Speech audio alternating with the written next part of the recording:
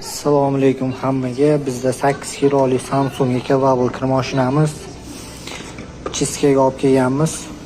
Parashyut soladigan joylari. Oldilarini ochib olib kelganimiz sababi eshikdan sig'madi. Oldilarini yechib eshikdan chiqarib oldik. Yaqinda egalariga yangi rezinka qo'yib berdik. Chiska qilib berishimizni ham so'radi. Kir mashinamizning ahvoli, holati remontdan chiskadan keyin yana bir video qilib qo'yaveramiz. Kir mashinamiz ochib oldik. Ichlari pachimlik salnik almashtirib, chiska qilib, barabanlarni yuvib, tozalab o'ta achinarli holatda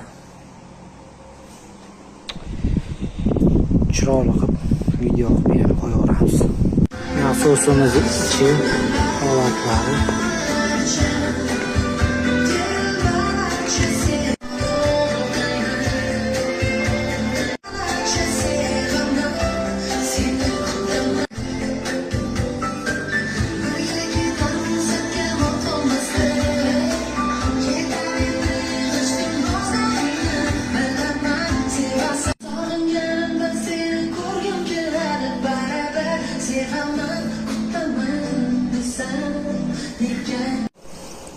mashinamiz tayyor bo'ldi.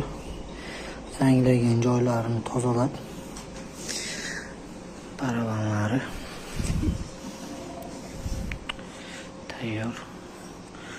Pastlarini ham zanglaganlarni ketkazib, qolganini egasini uyda yig'ib beramiz.